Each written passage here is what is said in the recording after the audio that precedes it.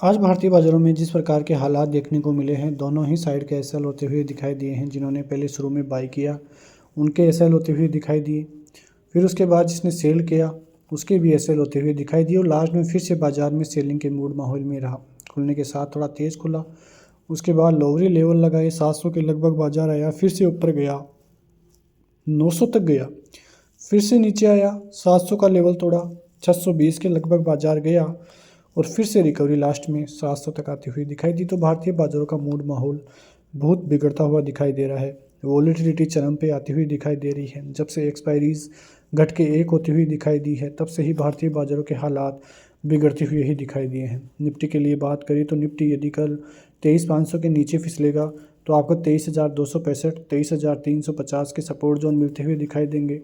23,265 में नीचे टूटता है तो आपको 23,100 और 23,000 के टारगेट भी आते हुए दिखाई दे तो भी कोई बड़ी बात नहीं है। तो इसलिए मैं बोलना चाह रहा हूँ कि भारतीय बाज़ारों की स्थिति अभी ख़राब है। जब तक 24,000 के ऊपर बाज़ार नहीं चलेगा जाके, तब तक भारतीय बाज़ारों में इसी तरह से बिकवाली का मूड माहौल जारी रह सकता है।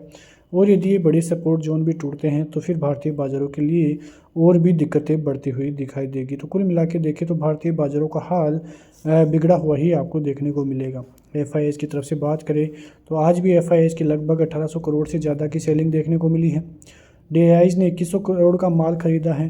तो कुल मिला के देखें तो भारतीय बाज़ारों की स्थिति अभी भी बिगड़ी हुई ही आपको देखने को मिल रही है। लगातार एफआईआईज़ की तरफ से सेलिंग का आना भारतीय बाज़ारों के लिए काफ़ी नेगेटिविटी देखने को मिल रही है। 2 जनवरी को इनिशियल जॉबलेस क्लेम के आंकड़े आते हुए दिखाई देंगे। एफओएमसी की मिनट्स आते हुए दिखाई देंगे 9 जनवरी को। तो आने वाले दिनों में इवेंट के हिसाब से देखें तो कोई बड़ी इवेंट नहीं है, बस अमेरिकी बाज़ारों के थोड़े डाटा आते हुए दिखाई देंगे तो उनसे ज़्यादा फ़र्क पड़ने वाला नहीं है। अमेरिकी फ्यूचर्स की बात करें तो आज अमेरिकी फ्यूचर्स में गिरावट का मूड माहौल ही देखने को मिल रहा था और जिस प्रकार से अमेरिका के बाज़ार देखने को मिल रहे थे, वहाँ से साफ संकेत थे कि अमेरिकी बाज़ारों में अभी भी हालात ज़्यादा अब तेज़ी के नहीं हैं। पिछले 2024 की बात करें तो सबसे ज़्यादा तेज़ी वाले बाज़ारों में अमेरिकी बाज़ार ही थे। वहाँ पे ज़बरदस्त तेज़ी देखने को मिली है और सबसे ज़्यादा रिटर्न वहाँ की तरफ से ही देखने को मिले हैं। भारतीय बाज़ारों की बात करें तो 2024 में भारतीय बाज़ार 9% के रिटर्न के साथ आपको देखने को मिलेंगी। तो कुल मिला के देखें तो भारतीय बाज़ारों की तरफ से भी प्रदर्शन तो काफ़ी अच्छा रहा है, लेकिन पिछले कुछ समय में भारतीय बाज़ारों में Q2 के नतीजों ने काफ़ी इम्पैक्ट डाला है भारतीय बाज़ारों पर, जहाँ से बहुत ज़बरदस्त गिरावट का मूड माहौल भारतीय बाज़ारों में देखने को मिला है। लेकिन उसके बाद जो चीन की तरफ से जो बड़ा स्टिमुलस पैकेज आता हुआ दिखाई दिया, उसने भारतीय बाज़ारों की कमर तोड़ दी। एफआईआईज़ की तरफ से जो बाइंग है वो आना स्टार्ट नहीं हुई। जो बाइंग आती हुई दिखाई दे रही थी वो भी सेलिंग में कन्वर्ट होती गई और भारतीय बाज़ारों में अक्टूबर और नवंबर के महीने में करीब 1.5 लाख करोड़ से भी ज़्यादा का माल बिकता हुआ नजर आया और सबसे बड़ा कारण वही रहा कि भारतीय बाज़ारों में बहुत ज़बरदस्त तरीके से सेलिंग का मूड माहौल देखने को मिला और वहीं से भारतीय बाज़ारों में रिवर्सल आना स्टार्ट हुआ। ऊपरी लेवलों से आप देखोगे तो करीब 9 से 10% की गिरावट भारतीय बाज़ारों में भी आपको देखने को मिलेगी। रिकवरी के कोई संकेत अभी देखने को नहीं मिल रहे हैं।